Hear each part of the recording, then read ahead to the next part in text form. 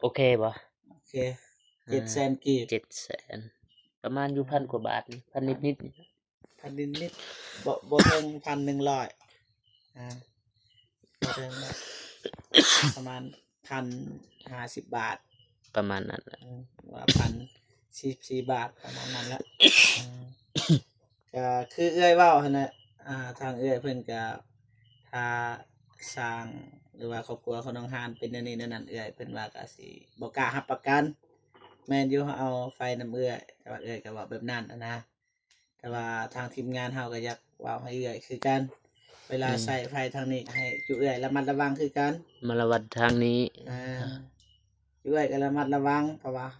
ทางนั้นก็ระมัดระวังเองนะแบบนั้นนะเข้าใจบ่เข้าใจบ่แม่น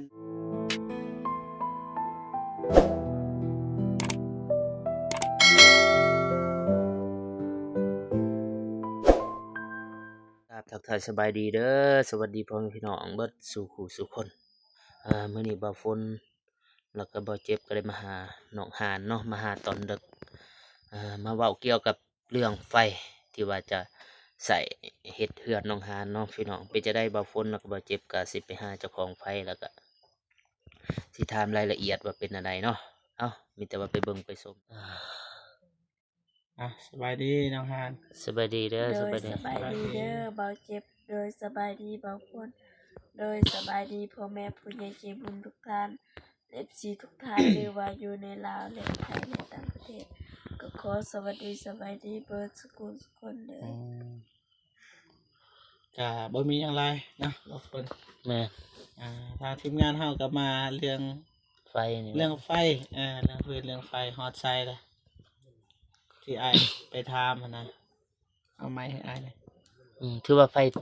เรือนลุ่มบ่ได้บ่ไฟตัวว่าได้ที่ว่าแต่เราว่าเคยใช้อันแต่ว่ายานตอนเข้าบ่อยู่หั้นน่ะมันเฮากำลังทำงานน่ะเข้าไปเขางับไฟเข้านะไปมันแบสิบไปสวนไปให้นี่เนาะโดยบ่มีไผอยู่เรือนเขาเออเข้าใจอยู่เฮ็ดจั่งใดบัดนี้ไปเอาหาเรือนใหม่อีกแม่อืมก็สิถามพ่อน้องหานเป็นจังไดเรื่องฟืนเรื่องไฟฮอดไซด์ล่ะตามฮอดเฮือนอ้ายข้อยครับก็ว่าแนวนี้บ่แม่นสิบ่อยากให้เรื่องไผมีว่าสิบ่มีเพิ่นว่าไผรักคือกันแต่ว่าเราอยากอยากให้พวกทีมงานนั่นแหละสิไปถามต่อนะก็อยากเว้าอยากร่วมกันว่าสิได้ถูกสิได้เป็นจั่งใดเรื่องไผเท่านั้นแบบว่าแม่นอยู่เพราะอ้ายก็ว่าเลือกเขาเฮ็ดเรือนเพิ่นว่าน้องชายเพิ่นว่าฮักเข้าช่วยเจ้าอยากได้ให้คนทีมงานมาขอนำมาเว้านำเรื่องไผเพิ่นน่ะนะแบบนั้นอ้ายได้เล่าอยู่บ่เกี่ยวกับแบบว่าเฮาสิเสียค่าไฟให้เราอยู่ตัวอย่างว่าเฮาสร้างเรือนเดือนหนึงแต่เฮาสิให้2เดือนเลยแบบนั้นเฮาก็ช่วยเหลือกันนั่นแหละเว้าแล้วผมก็แต่ว่าทางอ้ายทางนั้นก็อยากให้เพิ่นช่วยทางครอบครัวน้องห่านนั่นแหละครอบครัวของอ้ายอยากให้ช่วยคือกันเฮาก็ช่วยให้ทางพี่น้องก็ช่วยคือกันนะคันสิว่าเรื่องเงินเรื่องคำบางทีหรือว่าให้ทีมงานไปมันก็คือเก่าแม่นบ่แต่ว่าคันอยากให้ไปเฮาก็ไปนะสิเฮ็ดแนวใดเนาะแต่ว่าตอนนี้มันก็อยากดึกแล้วพี่น้องเนาะ3 ทุ่มแล้วพี่น้อง11 โมงเนาะ3 ทุ่มเนาะแม่น3 ทุ่มแล้ว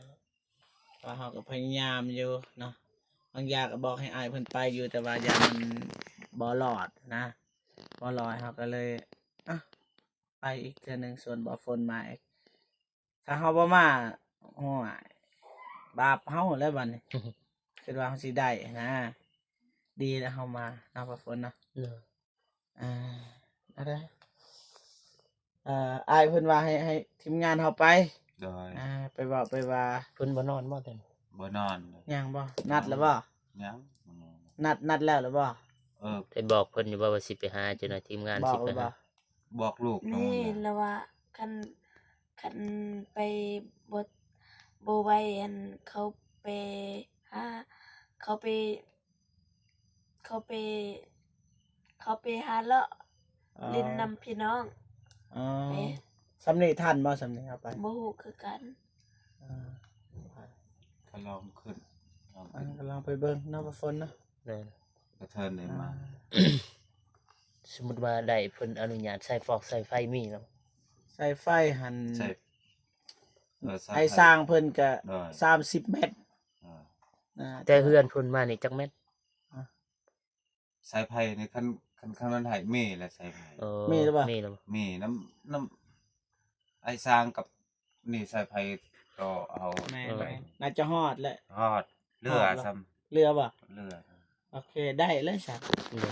สายไผ่ แสดงว่าคันว่าเราอนุญาตแล้วก็ใช้ไฟครบเบิดแหละ โดย แหม มีแต่ดำเนินเนาะ โดย แต่ว่าบ่ฮู้ว่า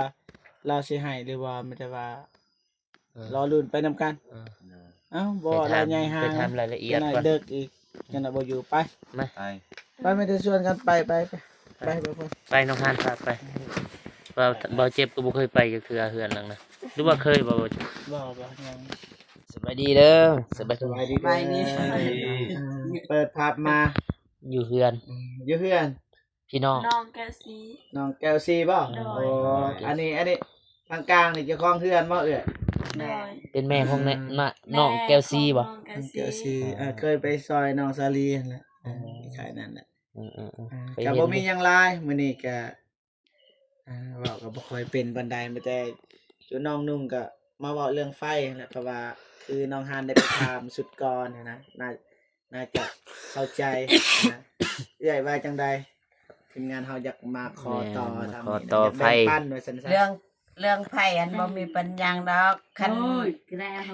โอ้ซะหน่อย คันเกิดอุบัติเหตุนู่นนี่นั่นนั่น กูจะแสงอะต้อง ได้แล้วได้ถูกแล้วเด้ บ่ต้องบุใส่บ่เรื่องไผอันบ่พิธีเรื่องช่วยเหลือคือกันนะ เออ พวกผู้ใหญ่ใจบุญ ว่า โอ้ยตบ เลือดใจ ก็หยุดอันนี้เดียว ช่วยเหลือคือกัน โดย ประมาณค่าไผอันบ่หลายดอก700,000ก็ได้ก็ช่วยเหลือนํกัน ที่เอื้อยเว้าในเข้าหมายแบบนี้เอื้อยเพิ่นว่าในเรื่องไฟนี่อนุญาตให้แต่ว่าถ้าทางครอบครัวน้องฮานหรือว่าไอ้สร้างเป็นอันนี้แนวนั้นสิบ่รับ อยาก ประ เกิ กั ด น อุบัติเหตุนี่นั่นเพิ่นก็อาก อยายสิบ่รับประกันบ่ให้ประตูเอื้อยเพิ่นน่ะนะ แม่น ที่ใครแบบนั้น โดยโดย แต่ว่าเอื้อยเอาราคาค่าต่อนี่ 700,000 ปัดเท่า 700,000ประมาณ1,000 บาทนี่เนาะ พันบาท นั่นแหละพันนิด ลดให้บ่ได้บ่ ก็สำนั้นแล้วลดให้คันคนอื่นนั่นก็เป็นหลานแล้วเอาฮักพี่น้องกันแล้วเอาสำนั้น แต่ว่าเรื่องค่าไฟอีกแบบเสียประจำเดือนนี่เนี่ยเฮาเป็นคนเสียนะเฮาสิเสียให้ ๆ ตัวอย่างว่าเฮาใส่เดือนหนึงเฮาสิเสีย2เดือน โดย แบบนั้นนะ สมมุติว่าเสียเดือนหนึงต่อให้เดือนตอนนั้นเป็นล้านเฮาก็รับเสียนะ เฮาก็รับเสีย เป็นล้านบ่2-3ล้านก็รับเสียแล้ว แต่ เพราะ ว่า ว่าเฮาได้ใช้ แต่ว่าครอบครัวนี่ใส่2ครอบครัวเลยกับ อืม น้องสาลีนะครับแต่ว่าเฮารับเสียเลย เออ จะเอื้อยบ่ให้เสียดอกว่าตัวอย่างว่าใส่เดือนหนึงเฮาสิใส่2เดือนว่าซั่นซะเฮาสิจ่ายแต่ว่าเอื้อยเอาตัว700,000ในค่าต่อบ่ โดย ดูมา ค่าแบบเอาไฟออกแต่เฮือนนะ แบบนั้นนะ คือว่า คิดว่าให้ฟรีเนาะ แจกโบนัสอีกเดือนหนึงเนาะสมมุติว่าเฮาใส่1เดือนแล้วก็เฮาสิรับเสียอีกเดือนต่อไป อื นะ มแต่ว่าค่าต่อนี่ตั้งห้างอีก แม่ เดี๋ยวเพิ่นละคิด ค่า ว่า ต่อ ฟรี ตั้ง เด้อเทอมิด แต่ก็บ่เป็นหยังสิลองปรึกษาผู้ใหญ่ก่อนว่ามื้ออื่นก็เฮ็ดเวียกแหละโทรหาบ่บ่ฝน แต่ไม่อื่นทันแดะสร้างเขามาแต่เช้าสิต่อไป แต่ให้ไอ้สร้างเพิ่นต่อนะเฮาต่อบ่เป็นนะ ต่อไฟนี่บ่ น่าจะเป็นนะ บ่ให้เพิ่นต่อเอง เฮาบ่ คันว่ามีแนวเสียบก็เสียบครับยันบ่อยากครับ นี่ ปาน บ่บอล เบิด ก็ว่า มีนี่ มัน นี่ อยู่เต็มน้ำเต็ม อ๋อตัวนี้นี่ นี่ เฮาเสียบแต่นี่มันน้อยตัวนี้ตัวนี้ ไผ่หน่อยหน่อยสายไผ่หน่อย นี่เด็กแล้วโหย Anh เสี ấy play khai nhai anh ấy ยบบอลนี่ก็ได้ Dịu bình น้ำมีเห็ดเดียว บ่บอลนั่นแล้วก็ดันใหญ่ใส่ ด้านใหญ่ ไฟใหญ่ตัวนี้บ่ได้หรอก ตาลายก็เอา ตัวนี้บ่ได้ บ่เว้าเรื่องเสียบนะเว้าเรื่องมีเงินจ่ายให้เอื้อยเพิ่นบ่ จังหวะแล้วมันก็ลอง เว้า ปรึ ตอน กษา นั้นก่อนนะจะหน่อยว่าใช้แล้วบ่มีเงินจ่ายมัน บาปเฮาคือเก่านะบางคนนะ ไปหาน้องฮานนั่นแหละเนี่ยไปเอาน้ำน้องฮาน ที่จริงเฮาจะเฮ็ดบ้านน้องหานให้มันแล้วอะนะรุ่น เฮาก็พยายามสุดแหละ 6แสนนะเฮาสิปรึกษาผู้ใหญ่อีกนะ ปรึกษาก่อนซ้ำเงิน700,000นั้นก็ได้แล้วผู้ใหญ่อัน เพราะว่ามันอยากขี้อีกเลยให้ บ่ค่อยก็บ่แม่นอยากอันนั้น 1,000 คือทุกข์ยากคือกัน บาทเลยนะ ช่วยเหลือกันเนั่นน่ะ ทำบิดนี่เฮาคิดว่าแบบว่าทางพี่น้องอีกซอย แต่ว่าเฮาสิเสียค่าไฟนะ เนิน อ่า ผู้ใหญ่เพิ่นก็บ่ได้มีเลยแต่ว่าไอ้ต้นน้องฮานคือกัน เขาไอ้ต้นเขาเก็บหลายคนเนี่ย แม่ ซอยบ้านน้องหานทำบิดเห็นบ่เฮาถ่ายหลายคนถ่ายบ่มีคนซอย แต่ว่าตอนนี้เริ่มมีแล้วแต่ว่าเงินก็บ่อยากพอปานใดนะครับสิว่าเฮาไล่แต่เฉพาะงบบ้านเท่านั้น แต่ว่าเรื่องอันอื่นนี่บ่มันยังบ่ทันไหลอะไรบ่ฝนสบายดีเด้อ เนิน บาปบาปนี่ก็บาปเลยนะฮะจะได้ไฟไปยานบ่ได้ทางหาได้ไปวางทรายแล้วก็โทรหาจูแม่เพิ่นทักหาบ่ เออ หยุดคลิปกันบ่แป๊บหนึง เนินโอเคบ่ โอเค700,000กีบ 700,000ประมาณอยู่1,000 กว่าบาทนี่พันนิดๆนี่ พันนิดๆบ่ถึง 1,100บ่ถึงนะประมาณ1,050 บาท ประมาณนั้นน่ะ ว่า1,044 บาทประมาณนั้นละก็คือเอื้อยเว้าหั่นน่ะทางเอื้อยเพิ่นก็ถ้าสร้างหรือว่าครอบครัวของน้องฮานเป็นแนวนี้แนวนั้นเอื้อยเพิ่นว่าก็สิบ่กล้ารับประกัน แม่นอยู่เฮาเอาไฟน้ำเอื้อยแต่ว่าเอื้อยก็เว้าแบบนั้นอะนะ แต่ว่าทางทีมงานเฮาก็อยากเว้าให้เอื้อยคือกัน เวลาใช้ไฟทางนี้ให้จุเอื้อยระมัดระวังคือกัน มาละวัดทางนี้ จุเอื้อยก็ระมัดระวังเพราะว่าทางนั้นก็ระมัดระวังเองหั้นนะแบบนั้นนะเข้าใจบ่ เข้าใจ ดอกบ่แม่นว่าทางนี้ลิ้นไทยเซ้ยเด็กน้อยนี่ให้เฮาอีกรับผิดชอบเฮาก็บ่ไหวนะแบบนั้นนะ มึงเทื่อกับทางพุ่นอีกเนาะ ให้พวกเด็กน้อย บ่เฮาเว้าเพื่อจะเป็นอันนี้นั่นน่ะ แม่ นะ ว่า ยัน เพื่อ อยู่หันขยัน บ่ทางนั้นนี่เฮาสิระมัดระวังเอง แต่ว่าให้ทางนี้ก็ระมัดระวังเองคือกันแบบนั้นนะตู้ไปตู้มามันก็บ่แล้วนะไม่แต่ระมัดระวังทั้งสองฝ่ายว่าซั่นซะ แม่น เด้อดิว700,000กีบบ่ฝนจ่ายก่อน ติดไว้ก่อน จ่ายเลยนะ ใช่จบติ อ้าวบ่ฝนจะจับกล้องซะ700,000เฮาจ่ายไว้เลย อ้าว แต่ว่าจ่ายน้ำหลัง บีบบ่ถึกบีบเมื่อกี้เนี่ยนะ อ้าวเงินบ่ฝน ใจก่อน แต่ว่าจ่ายน้ำหลังบ่น้ำหลังได้บ่บ่แม่นอันอื่ ใจ นนะ ครึ่งก็ได้ เงินเฮียเลย ถ้ามี300,000ก็ได้ใจซ้ำโอ้ย จ่ายอันนี้เลย เอาให้เลยนะ เราแกลิลาโดนเลย คือว่าแล้วเขามี พอจับติดหนี่ติดหนี่ไปก่อนเว้าหยอกว่าประมาณก็สิจังได๋บ่เอาก็คันสิว่าเฮาใส่ไฟก็สิว่าจังได๋บ่ฝน นั่นแหละ ให้ครึ่งหนึงบ่ คันว่ามีเงินนำบ่เจ็บก็ให้ถึง 300,000ให้300,000ก็ได้ กำลัง400,000หรือว่าให้400,000กำลัง300,000ก็ได้จับกล้องซะบ่ฝนจ้ะ ให้ครึ่งหนึง ให้ครึ่งหนึงกล้องจบยากจังเงินคำกัน ปาโทเงินผู้ใดนี่บ่เจ็บ เงินไฟเงินอันนี้แหละ ตัวโอนออกบางยานะคือแม่ให้ซื้อสังกะสีแต่ว่าเขาก็โอนออก2 ล้าน แสดงว่าเงินแม่บ่แม่นบ่ แม่จะซื้อสังกะสี อ๋อซื้อสังกะสี แต่ว่าเขาโอนออกแล้ว อ๋อเข้าใจเข้าใจ 2 ล้าน 1 2 3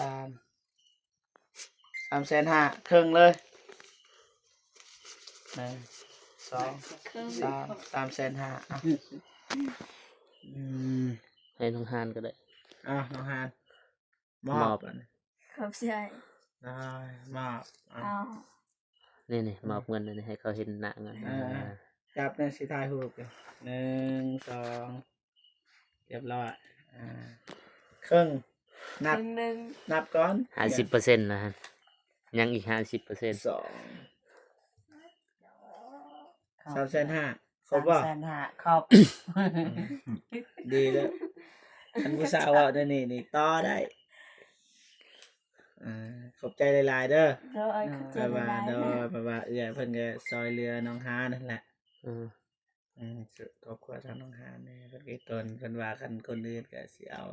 2-3 ล้านก็มีก็ไม่ตนนี่ ที่แท้อันไฟเพิ่นเพราะว่ามันไปทางเฮือนน้องสลีนะ เออบ างคนบ่ให้มันหลายครอบครัวแล้วนะ แม่น แต่ว่ามันจำเป็น ๆก็เพิ่นก็มอบให้ก็ขอบใจหลายๆเด้อ เข้าใจเข้าใจ ขอบใจคิดว่าสิบ่ได้เลยแต่ก็ดีนะ ช่วยเหลือกันเนาะ ทางนี้ก็อายเพิ่นอยู่นี่อยู่พี่น้องเอ้ยสบายดีเด้อ สบายดี บ่กล้าเข้ากล้องพี่น้องเอ้ย อายกรอบเนาะ อายสบายดีแม่น้องฮาน ปิลีอยู่ลังเนาะ ไปรีอยู่หลังมันเต็มแล้วเต็มแล้วเฮ็ดแนวใด สิได้พี่สาวน้องหานมาอีกเนาะ2 คน พอดีเต็ม จะบ่มีหยังหลายมีแต่ฝากนั่นแหละฝากทางนี้ก็ระมัดระวังเด้อ แม่ บ่ให้เด็กน้อยไปจับไปสูดนั่นแหละทางนั้นก็สิเว้าเองเว้านำกันสิเว้ากับทีมงานทางนั้นแหน่สร้างเฮ็ดเรือนแหน่สิเว้าให้ระมัดระวังสิ่งเดียวกันบ่มีไผอยากเป็นอยากได้อะนะแบบนั้นว่าถ้า ก็เว่าเพื่อ แม่นเว้าเพื่อนะแต่ว่ากับน้องสลีนี่บ่เป็นหยังเนาะตอนเฮ็ดบ้านน้องสลีนี่บ่เป็นหยังดีแล้วจังได๋บ่ฝน เรียบร้อยบ่บ่ เรียบร้อยเอาก็บ่มีทฤษฎีล่วงลายนะ ให้เราพักผ่อนเนาะอันนี้ก็ดึกแล้ว ดึกดื่นค่ำคืน เป็น4 ทุ่มนึงจ้ะ นี่ไฟเฮาก็เบิดแล้วเหลือ 5% ไปมีแต่ว่าขอบอกขอบใจเด้อ เนาะ เด้อทางทีมงานเฮาก็สิกลับก่อนแต่ว่าทางครอบครัวน้องฮานสิอยู่นี่บ่ เมื่อกัน มือเฮือน เมื่อ เมื่อนอนเฮือนนั่นแหละ โดย ดึกดื่นค่ำคืนทางนั้นก็เท่า หานเจอยู่ มีครอบครัวแล้วพี่น้องบ่แม่นบ่แซ่บบ่ซ่าแล้ว มีกระไร ไปวันนี้บ่ฝน ไปขอบใจขอบอกขอบใจ ข้าม ไปวันนี้ โอเคเนาะพ่อพี่น้องบ่ เด้อ บ่ฝนแล้วก็บ่เจ็บก็ได้มาหาทางครอบครัวที่ว่าน้องฮานจะเอาไฟฟ้าเนาะแล้วก็ได้เว้ากันเป็นที่เรียบร้อยแล้วก็บ่ฝนก็ขอบอกขอบใจทางเจ้าของไฟแล้วก็ขอบอกขอบใจทางผู้ใหญ่ใจบุญเนาะที่ว่าได้ให้บ่เจ็บแล้วบ่ฝนมาหาแล้วก็ได้สิว่าได้ว่าได้ ได้สิว่าได้ให้เงินจำนวนหนึงเนาะที่ว่ามาต่อไฟนำครอบครัวเอื้อยเพิ่นบ่ฝนก็ขออวยพรให้ทาง